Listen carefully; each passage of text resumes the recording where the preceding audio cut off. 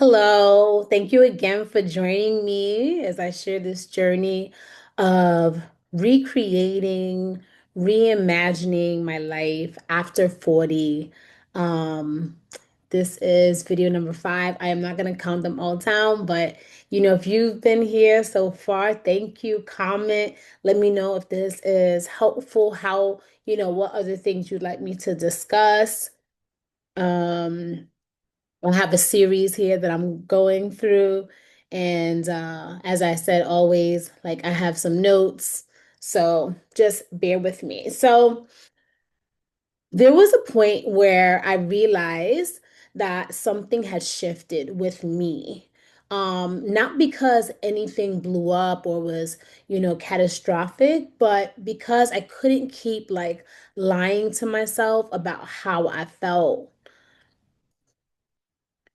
And that was actually during my time in Thailand. I spent roughly 3 years in Thailand. And during that time, I started to feel like, I don't really want this. Um, and I think it was kind of hard for me to like really navigate that initially. And it wasn't one big moment. And it wasn't like crisis.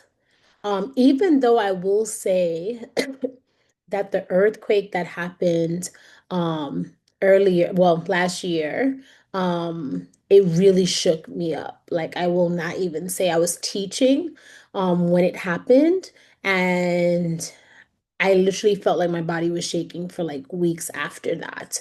Um, but one of the things that I realized when I was there was that the life that I was living no longer matched who I was becoming.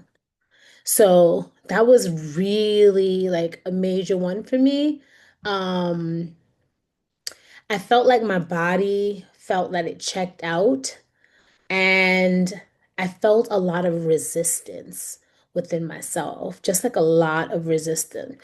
And my mind kept trying to find ways to stay. So, I was looking at, working, remotely. And then I almost had an opportunity. And I noticed that when I almost got the opportunity, I realized I don't actually want to be here. Not like right now, and my body just kept pulling away. Um, and I'm generally a person who likes to be in the moment, but it was like I could not wait. I had like a countdown, if you will.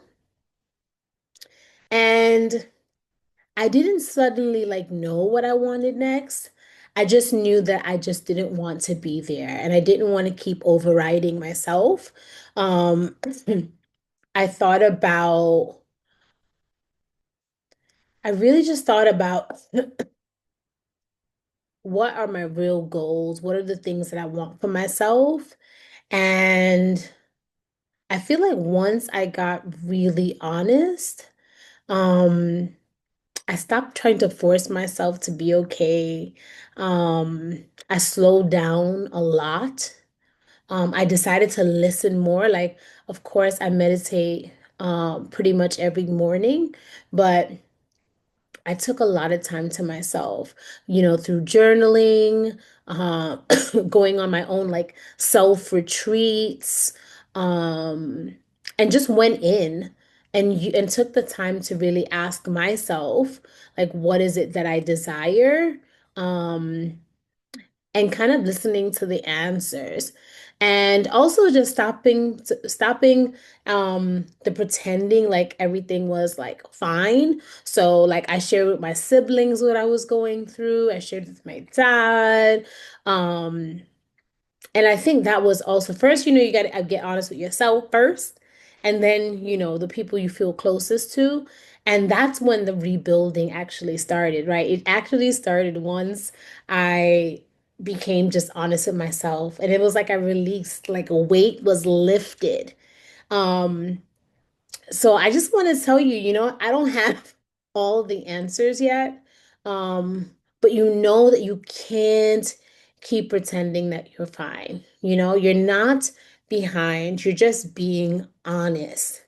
And I just think that it's so important that you do that. Like, What are you being honest with as you start this year? What are you going to add or let go of this year? Um, it's so, so, so important. And I am here cheering you on. Like if you're in a space of where you are building, redesigning your life after 40, just tell us, share us what is it that you're doing? What are you looking to shift so we can cheer each other on and take some time to reflect. Don't feel that you have to have a master plan because magic comes when you just first spend the time being honest and yeah, just what is it that you want for this year? What are you going to make happen? What are you going to let go? Thank you so much. We're here. We're rebuilding at 40, after 40. Yes. And you're rebuilding too. Thank you for joining me.